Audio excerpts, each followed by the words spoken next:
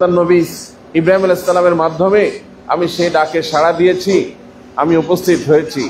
আল্লাহুম্মা লাব্বাইক, হে আল্লাহ আমি উপস্থিত হয়েছি। লাব্বাইক, হে আল্লাহ আমি উপস্থিত হয়েছি। লা শারীকা লাক, এবং উপস্থিত হয়ে আমি সাক্ষ্য দিচ্ছি, জানিয়ে দিচ্ছি আপনার কোনো শরীক পার্টনার নাই। আপনি পার্টনার থেকে, শরীক থেকে মুক্ত। আপনার কারোর প্রয়োজন নাই, আপনি কারোর মুখাপেক্ষী নন।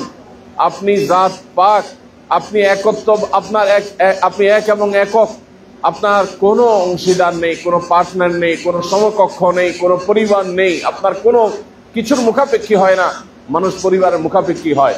মানুষ পরিবার ছাড়া চলতে পারে না। মানুষ পরিবার ছাড়া ভালো থাকে না। মানুষের প্রয়োজন হয়, আল্লাহর এগুলোর কোনো কিছুর প্রয়োজন নেই। আল্লাহ তাআলার সাথে আমাদের পার্থক্যের জায়গাটা, স্রষ্টা সৃষ্টির মধ্যে পার্থক্যের জায়গাটা, এটা সীমাহীন পার্থক্যের জায়গা। তো আমরা বলছি লা শারীকা লাক, আল্লাহ আমি যে হাজিরা দিচ্ছি, এই হাজিরা দিয়েও আপনাকে আবার জানিয়ে দিচ্ছি যে আমি একত্ববাদে বিশ্বাসী, আমি কোনো পার্টনারশিপে বিশ্বাসী নই, আমি কোনো শিরক করি না, আমি শিরক থেকে পবিত্র, আমি তাওহীদে বিশ্বাসী। আমি এটা আল্লাহকে জানিয়ে দিচ্ছি। ভাইরা আমার, মক্কার মুশরিকরা যখন তালবিয়া পাঠ করত, তারা তালবিয়া পাঠ করার সময় বলতো যে লা শারীকা লাকা ইল্লা শারীকান, আল্লাহ তোমার কোনো শরীক নাই, তবে একজন শরীক আছে। তারা তাদের প্রতিমাকে সেখানে আল্লাহর জায়গায় বসাইতো। তো নবী করিম সাল্লাল্লাহু আলাইহি ওয়াসাল্লাম আমাদেরকে তালবিয়া শিখিয়েছেন। তার বিপরীতে আমরা তালবিয়ায় বলি আল্লাহ লা শারীকা লাক, আপনার কোনো শরীক নাই, এটাই চূড়ান্ত, এটাই শেষ, এখানেই ফুল স্টপ। আর কোনো শরীককে আমরা সাব্যস্ত করি না। এই তাওহীদ যদি কারোর অন্তরে বদ্ধমূল হয়ে যায়, সে নাজাত পেয়ে যাবে। একটা হাদিস আমরা শুনেছি, নবী করিম সাল্লাল্লাহু আলাইহি ওয়াসাল্লাম বলেছেন যে বান্দা যখন আল্লাহর একত্ববাদকে তার অন্তরে বদ্ধমূল করে ফেলে, তার বিশ্বাসে জায়গা দিয়ে দেয়, আল্লাহর সঙ্গে কাউকে শরীক করা থেকে নিজেকে যখন মুক্ত করে ফেলে, তখন আল্লাহর জন্য আল্লাহ আবশ্যক করে নিয়েছেন, আল্লাহ নিজের উপরে নিজে ওয়াজিব করে নিয়েছেন ওই বান্দাকে জান্নাতে দেওয়া। এজন্য ভাইরা আমার, আমাদের সাথে অন্য সব ধর্মের মানুষের পার্থক্যের মূল জায়গাটা হলো আমরা তাওহীদে বিশ্বাসী। তাওহীদই হলো আমাদের পার্থক্যের দেয়াল এবং প্রাচীর। আপনি যদি দেখেন, খ্রিস্টানরা তারা মূলত তাওহীদবাদী ছিল, তাদের অরিজিনে তাওহীদ ছিল, কিন্তু পরবর্তীতে এসে তারা সেই তাওহীদকে নষ্ট করে আল্লাহর নবী ঈসা আলাইহিস সালামকে আল্লাহর পুত্র সাব্যস্ত করে, আল্লাহ যেটা থেকে পাক। কারণ পুত্র হওয়া, কন্যা হওয়া, স্ত্রী হওয়া এগুলো মানবীয় দুর্বলতা, এগুলা সৃষ্টির দুর্বলতা। সৃষ্টি এটা ছাড়া টিকতে পারে না। তার পৃথিবীতে আসতে হলে আরেকজন মানুষের মাধ্যমে, আর দুজন মানুষের মাধ্যমে আসতে হয়, মা বাবার মাধ্যমে আসতে হয়। এটা তার দুর্বলতা, এটা তার সীমাবদ্ধতা, এটা তার পরনির্ভরশীলতা। আল্লাহ রাব্বুল আলামিন এই পরনির্ভরশীলতা থেকে মুক্ত। তার কোনো মা বাবার প্রয়োজন নেই, তার কোনো স্ত্রী পুত্রের প্রয়োজন নেই। আমরা সুস্থ স্বাভাবিকভাবে বেঁচে থাকতে হলে, মানসিক আনন্দে পেতে হলে, আমরা সুখে থাকতে হলে আমাদের পরিবারের দরকার হয়, আমাদের ছেলে মেয়ের দরকার হয়, আমাদের স্ত্রীর দরকার হয়, স্বামীর দরকার হয়। এছাড়া আমাদের মানসিকভাবে সেভাবে সুখ শান্তি থাকতে পারি না। এটা আমাদের সীমাবদ্ধতার জায়গা, এটা আমাদের পরনির্ভরশীলতার জায়গা। আল্লাহ রাব্বুল আলামিন পরনির্ভরশীল না। আল্লাহুস সামাদ, তিনি কারোর মুখাপেক্ষিতা থেকে পবিত্র, কোনো কিছুর মুখাপেক্ষী তিনি নন। এজন্য তার সাথে কোনো সন্তান সাব্যস্ত করা যায় না। কিন্তু খ্রিস্টানরা সেই কাজটা করেছে। তারা ঈসা আলাইহিস সালামকে এবং মারিয়াম আলাইহিস সালামকে আল্লাহর পরিবার সাব্যস্ত করেছে। নাউযুবিল্লাহ। আল্লাহ তাআলা যেটা থেকে পাক, আল্লাহ যেটা থেকে সাফ, পরিচ্ছন্ন এবং তার ঊর্ধ্বে, তারা শিরকে লিপ্ত হয়েছে। ইহুদিদের কথা আমরা জানি, তারা উযাইর আলাইহিস সালাম একজন নবী, তাকে আল্লাহর পুত্র বলে সাব্যস্ত করেছে। নাউযুবিল্লাহ। তারাও শিরকে লিপ্ত হয়েছে। এভাবে যত ধর্ম এখন প্রচলিত আছে, সব ধর্মের মধ্যে আপনি দেখবেন শিরকের একটা উপাদান সেখানে আছেই আছে। একমাত্র মুহাম্মদ সাল্লাল্লাহু আলাইহি ওয়াসাল্লাম যে শরিয়া, যে দ্বীন আমাদেরকে দিয়ে গেছেন, এই দ্বীনের মধ্যে শিরকের কোনো চুল পরিমাণ অবস্থান নাই। এমনকি আল্লাহর হাবিব আমাদের প্রিয় নবী মুহাম্মদ মুস্তাফা সাল্লাল্লাহু আলাইহি ওয়াসাল্লাম, তার সম্পর্কে পর্যন্ত তাকে আমরা ভালোবাসি প্রাণের চাইতে অধিক। এরপরও কিন্তু আমাদেরকে স্বীকৃতি দিতে হয়। কি স্বীকৃতি দিতে হয়? যে আশহাদু আন্না মুহাম্মাদান আবদুহু ওয়া রাসূলুহু। আমাদেরকে সাক্ষ্য দিতে হয় যে মুহাম্মদ সাল্লাল্লাহু আলাইহি ওয়াসাল্লাম তিনি আল্লাহর গোলাম এবং তার রাসূল। তাহলে আগে স্বীকার করতে হয় এখানে যে তিনি আল্লাহর দাস, আল্লাহর বন্ধু। এখানে এর মাধ্যমে আল্লাহর সমকক্ষ হওয়া, আল্লাহর সমপর্যায় হওয়া, নাউজুবিল্লাহ, এটার ঊর্ধ্বে নবী সাল্লাল্লাহু আলাইহি সাল্লামকে সাব্যস্ত, এটার বাইরে নবী সাল্লাল্লাহু আলাইহি সাল্লামকে সাব্যস্ত করা হয়। আল্লাহর কোনো সমকক্ষ কেউ হতে পারে না। আমাদের দেশে অনেক আধ্যাত্মিক গানের নাম করে শিরকের আমদানি করা হয়, আমাদের আকীদা বিশ্বাসকে ধ্বংস করা হয়, আমরা অনেক সময় টের পাই না। অনেক সূক্ষ্ম সূক্ষ্ম ওই যে তথাকথিত মারেফতি মায়ের পেসের গানের কথা বলা হয়, সেগুলোর মধ্যে খুব কৌশলে শিরক ঢুকাই দেওয়া হয়, আল্লাহ এবং মুহাম্মদ এক সাব্যস্ত করা হয়, নাউজুবিল্লাহ। অনেকে নবীজি সাল্লাল্লাহু আলাইহি সাল্লামকে শ্রদ্ধা এবং ভালোবাসা জানাতে গিয়ে তাকে আল্লাহর সমান নিয়ে যায়। সহিহ বুখারী বর্ণিত হাদিস, সমস্ত মুহাদ্দিসদের কাছে বিশুদ্ধ, ঐক্যবদ্ধভাবে সবাই একমত, পৃথিবীর কোনো মুহাদ্দিসের কোনো ভিন্ন মত নাই যে হাদিস বিশুদ্ধতার মানদণ্ডে চরমভাবে উত্তীর্ণ। এবং নবী সাল্লাল্লাহু আলাইহি সাল্লামের মুখনিসৃত বাণী, তিনি বলেছেন, লা তুতরুনি কামা আতরাতিন নাসারা ইবনে মারইয়াম, হে আমার উম্মতেরা, খ্রিস্টানরা যেরকম ঈসা আলাইহিস সালামের ছেলে মারিয়াম আলাইহিস সালামের ছেলে ঈসা আলাইহিস সালামকে নিয়ে বাড়াবাড়ি করেছে, তাকে আল্লাহর পুত্র বানিয়েছে, আল্লাহর পরিবারের সদস্য বানিয়েছে, তারা তাদের নবীর গুণগান করতে গিয়ে, নবীর প্রশংসা করতে গিয়ে তাকে আল্লাহর পর্যায়ে নিয়ে গেছে। তোমরা আমার প্রশংসা করতে গিয়ে ওইরকম বাড়াবাড়ি করবা না। পরিষ্কার ভাবে নবী সাল্লাল্লাহু আলাইহি ওয়াসাল্লাম নিষেধ করেছেন। এই জন্য আমরা যখন তালবিয়া পড়ি আর বলি লাব্বাইক আল্লাহুম্মা লাব্বাইক, হে আল্লাহ আমরা হাজির হয়েছি, হে আল্লাহ আমরা হাজির হয়েছি, আমরা আল্লাহর কাছে হৃদয়ের আকুতি দিয়ে বলবো, আল্লাহ আমরা হাজির হয়েছি। আমাদের হাজির হওয়াটা, আমাদের এই প্রেজেন্স হওয়াটা আপনি কবুল করেন, এই আকুতি দিয়ে আমরা বলবো লাব্বাইক আল্লাহুম্মা লাব্বাইক। আল্লাহ যদি আমাদের এই প্রেজেন্সকে যদি আল্লাহ কবুল করে নেন, আমরা যদি উপস্থিত হয়েছি, আল্লাহ যদি বলেন হ্যাঁ অ্যাকসেপ্টেড, তোমার এই লাব্বাইক আমি কবুল করে নিলাম, তাহলে তার আর কোনো চিন্তা নেই, তার আর কোনো পেরেশানি নেই, তার আর কোনো টেনশন নেই, তার জান্নাতের পথে আর কোনো বাধা নেই, যদি কারোর তালবিয়াকে আল্লাহ তাআলা অ্যাকসেপ্ট করে নেন। ভাইরা আমার, এই জন্য প্রতিবার যখন আমরা তালবিয়া পড়বো, তখন হৃদয়ের গহীন থেকে আল্লাহ রাব্বুল আলামিনের কাছে এই আকুতি নিয়ে আমরা লাব্বাইক বলবো, আল্লাহ আমি তো অনেক গুনাহগার, অনেক পাপিষ্ঠ, আমি তো অনেক অপরাধী, এই দুনিয়া তো আমাকে আষ্টে পৃষ্ঠে বেঁধে ফেলেছে, আমার অন্তরে তোমার স্মরণ নাই, আমি শুধু এই সামান্য কয়েকদিনের জন্য এখানে এসে লাব্বাইক লাব্বাইক বলতেছি, আমার সামগ্রিক জীবনে তোমার কোনো ডাকে সাড়া দেওয়ার মতো প্রবণতা খুব একটা দেখা যায় না। আমার সামগ্রিক জীবনে তুমি যখন কোনো কিছুকে হারাম করো, সেখানে আমি ফুল স্টপ দিয়ে ফেলি না, আমি সেটা ক্রস করে চলে যাই, লঙ্ঘন করে চলে যাই। আমার সামগ্রিক জীবনে তুমি যেন কোনো আদেশ করো, তখন সে আদেশকে মানার জন্য আমি কায়মনা বাক্যে উপস্থিত সবসময় থাকি না, অনেক সময় সেটাকে ইগনোর করে ফেলি।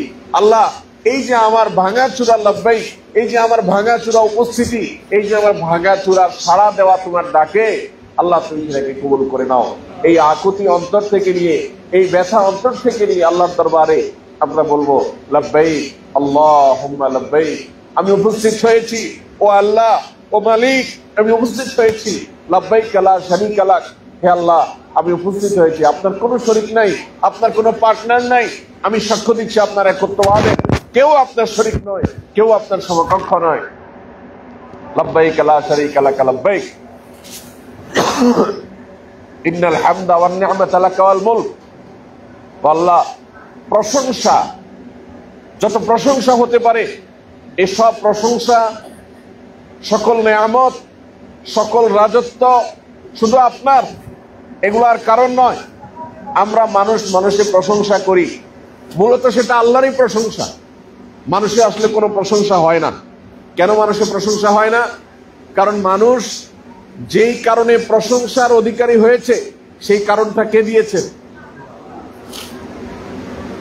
কারোর চেহারা সুন্দর, কারোর বডিটা অনেক ফিটফাট, কারোর কথা অনেক সুন্দর, কারোর মেধা অনেক ভালো, কারোর আচরণ অনেক সুন্দর, কারোর ইবাদতটা অনেক সুন্দর।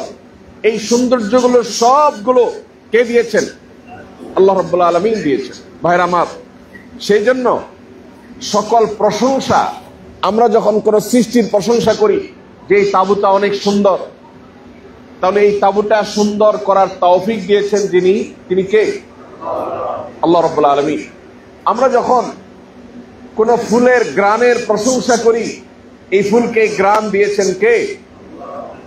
আমরা যখন কোনো খাবারের স্বাদের প্রশংসা করি, এই স্বাদ সৃষ্টি করেছেন কে? ভাইরা আমার, এই জন্য এই তালবিয়াতে আমরা সারা জীবন যে বস্তুর পেছনে আমরা ঘুরে বেড়াই, বস্তুর জন্য পাগল করা হই, জগৎ ইহ জগৎ যে আমাদেরকে টানে শুধুমাত্র, সেজন্য সেখান থেকে বের হয়ে এসে এই শুভ্র সাদা সফেদ পোশাক পরে আমরা মিনার ময়দানে হাজির হয়ে জানাচ্ছি, ইন্নাল হামদা ওয়ান নি'মাতা লাকা ওয়াল মুলক। নিশ্চয়ই যত প্রশংসা পৃথিবীতে হয়, এই সব প্রশংসা মূলত আপনার বস্তুর প্রশংসা, সৃষ্টির প্রশংসা, এটা বাহ্যিক দৃষ্টিকোণ থেকে সৃষ্টির হলেও সেটা মূলত আপনারই। এবং নেয়ামত যা আছে এই পৃথিবীতে সব আপনারই দেওয়া। আর রাজত্ব বলতে যেটা আছে, সত্যিকারের রাজত্ব, সেটা আপনারই। আমরা তো পাহারাদার ভাই, আমরা তো পাহারাদার। আপনি শত শত হাজারো কোটি টাকার মালিক, মিলিয়নার, বিলিয়নিয়ার, ট্রিলিয়নিয়ার। আপনি এই সম্পদগুলো আপনি আমি সাথে নিয়ে যেতে পারবো ভাই?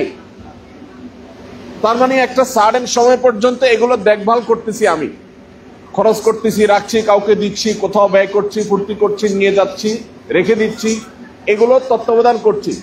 মালাকুল মউত আসছে, এগুলো যথাস্থানে রেখে একজন পাক্কা দারোয়ানকে যেরকম মালিক ডিউটি থেকে বরখাস্ত করার পর সাথে সাথে যেটা যে অবস্থা আছে রেখে সে যেরকম চলে যায়, ঠিক একইভাবে আমার গাড়ি, বাড়ি, অ্যাসেট, সহায় সম্পদ, ব্যাংক ব্যালেন্স সব যে অবস্থা আছে, মালাকুল মউত এসছে, মৃত্যুর দূত আসছে, আমার হায়াত শেষ হয়ে গেছে, আমি সেটাকে সে অবস্থা রেখে চলে যাচ্ছি।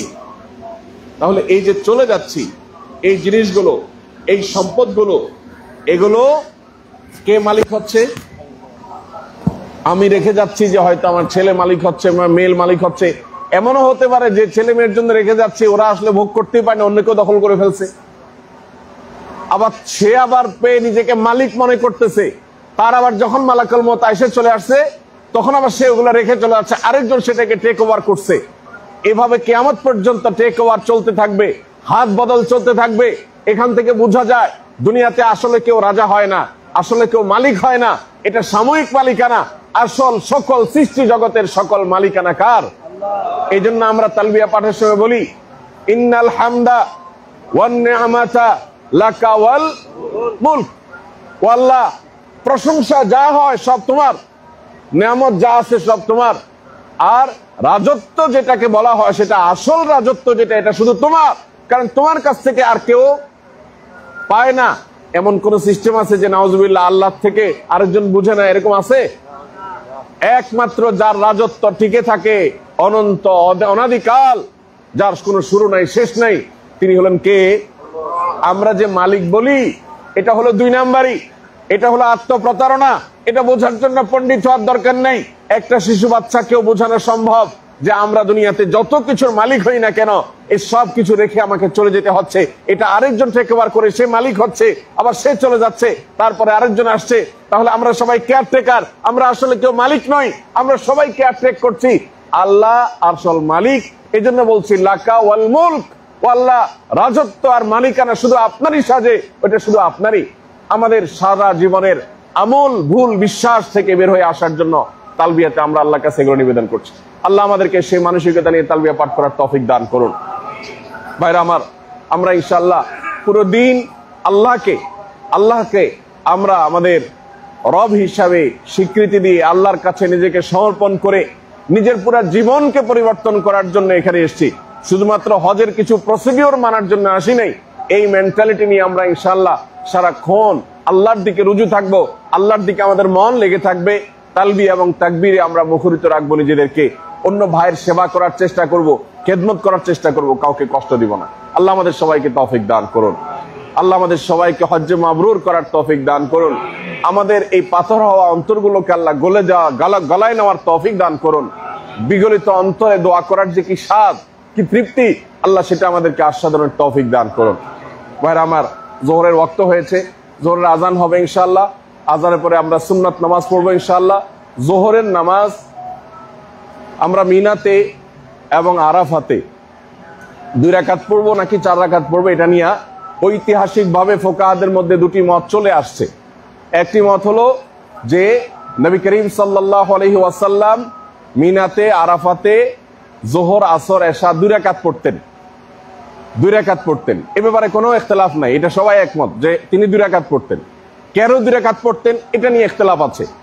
অনেক ইমামদের মতে তিনি এটা হজের অংশ হিসেবে 2 রাকাত পড়তেন, কারণ সাধারণত মুসাফির হলে পেছনে কেউ মুকিম থাকলে তিনি বলতেন তোমরা যারা মুকিম তারা 2 রাকাত প্লাস করো, কিন্তু হজের সফরে তিনি এরকম কিছু বলেছেন বলে কোনো বর্ণনা পাওয়া যায় না। এজন্য অনেক উলামায়ে কেরামের মত হলো যে 4 রাকাত নামাজ সাধারণত যেটা আমরা পড়ি হজের কারণে সেটা 2 রাকাত, হজের দিনগুলোতে জোহর আসর এবং এশা, আর মাগরিব ফজর তো যা আছে তাই। সুন্নাত মুসাফিরের জন্য ইম্পর্টেন্স না থাকলেও আমরা অবসর সময় আছে পড়লে সওয়াব পাবো, আর যারা মুসাফির না মুকিম তারা তো অবশ্যই সুন্নত পাবে। এই জন্য সুন্নত আমরা পড়বো ইনশাআল্লাহ। আর জোহরের নামাজটা নবী সাল্লাল্লাহু আলাইহি সাল্লাম 2 রাকাত পড়েছেন। অনেক উলামায়ে কেরাম এটাকে পার্ট অফ হজ, হজের অংশ হিসাবে 2 রাকাত বলেছেন, সেই হিসাবে পড়বো। আর তাছাড়া আমি নিজেও মুসাফির, যেহেতু আমার শর্ট প্যাকেজ, যারা শর্ট প্যাকেজ আসছেন তারা তো মানে কসর ছাড়া কোনো ওই নেই। আর যারা লং প্যাকেজে এসছেন তারা অন্য ওলামায়ে কেরাম যেমন ওলামায়ে আহনাফ, হানাফি মাযহাব ওলামায়ে কেরাম সহ অন্যান্য অনেক ইমামদের মতে নবী সাল্লাল্লাহু আলাইহি সাল্লাম মুসাফির ছিলেন সেই জন্য 2 রাকাত পড়েছেন। তাহলে বাকি যারা মুকিম তারা 4 রাকাত পড়বে, যারা 15 দিনের বেশি মক্কায় আছেন তারা 4 রাকাত পড়বেন। এটা আরেকটা মত। এখন আমি প্রথম মতটার উপরে আমল করি। এখন কেউ যদি দ্বিতীয় মতের উপর আমল করতে চান 2 রাকাতের পরে আর দাঁড়ায় 2 রাকাত প্লাস করে ফেলবেন। তিনি সালাম ফিরাবেন না ইমামের সাথে, তিনি দাঁড়ায় 2 রাকাত প্লাস করে ফেলবেন। বাস, 2টা জামাত তাবুতে হবে না, 2টা জামাত আমরা করব না, জামাত একটাই হবে। কেউ যদি 2 রাকাত প্লাস করতে চাই তাহলে দাঁড়ায় 2 রাকাত প্লাস করে ফেলবো, বাস শেষ। কথা কি বোঝাতে পারছি? এটা নিয়ে নিজেদের মধ্যে কোন রকম মত পার্থক্য, কোন রকম কানাঘুষা চলবে না। আমরা হজ করতে আসছি, খবরদার এই সময়গুলোতে শয়তান আমাদেরকে নানাভাবে উস্কায় এবং খোঁচাখুচি করে, এটা আমরা করব না। আমি যেটা আমল করি সেটা জানালাম আপনাদেরকে, সেই সাথে ওলামায়ে কেরামের মতামত কি সেটাও জানালাম। এখন আমরা নবী করিম সাল্লাল্লাহু আলাইহি সাল্লাম 2 রাকাত পড়তেন, এটাকে হজের অংশ হিসেবে পড়তেন, সেই হিসাবে তো সবার জন্য প্রযোজ্য হয়, সেই মতের উপরে আপনার 2 রাকাত করে পড়তে পারেন। আর যদি কেউ বলেন না আমি 15 দিনের বেশি ছিলাম মুকিম, তাহলে ঠিক আছে 2 রাকাত আপনি প্লাস করেন, কোনো অসুবিধা নেই। আমরা এটা নিয়ে 2 মতের লোকজনই আমল করতে পারতেছি, কোনো অসুবিধা আছে? হ্যাঁ, তাহলে ইনশাআল্লাহ বিদিনিল্লাহ 2টা জামাত আলাদা করে ডিভাইডেশন বা দৃষ্টিকটু হওয়ার কোনো প্রয়োজন নাই ইনশাআল্লাহ। তো আমরা এখন আজানের পর সুন্নাত পড়বো ইনশাআল্লাহ 4 রাকাত, তারপর আমরা ফরজের দিকে যাব। ফরজ নামাজের পর আবার ইনশাআল্লাহ কিছু সময় সংক্ষিপ্ত আলোচনা করে ইনশাআল্লাহ খাবার দাবারের দিকে যাবো আমরা ইনশাআল্লাহ। আশা করি আমাদের সবাই চলে আসছে। বোনদের ওখানে কি আওয়াজ শোনা যায় ভাই? আলহামদুলিল্লাহ, আলহামদুলিল্লাহ। বোনদের ওখানে আপনাদের কোনো অসুবিধা থাকলে একজনকে জিম্মাদার বানালে ভালো হয়। কার আহলিয়া জিম্মাদার হবে না, তারপরে একজনের মাধ্যমে হ্যাঁ, সুলতানা রাজিয়া, বোন সুলতানা রাজিয়া মিসেস ইসমাইলের আহলিয়া, তিনি জিম্মাদার। আমাদের বাকি বোনরা তার সাথে কেউ সহযোগিতা করতে চাইলে তার সাথে যোগাযোগ করে সহযোগী হবেন। তাহলে কয়েকজন মিলে এই যে খাবার টাবার বন্টন, পরিষ্কার পরিচ্ছন্নতা, ওখানে কেউ দায়িত্বশীল তো নাই, ওরকম না থাকলে জিনিসটা এলোমেলো হয়। এই জন্য আমরা ইসমাইল ভাইয়ের ওয়াইফ সুলতানা রাজিয়া তাকে জিম্মাদার ঘোষণা করলাম, তার সাথে বাকিরা সহায়তা করবেন। আজান দিয়ে দেন একজনে।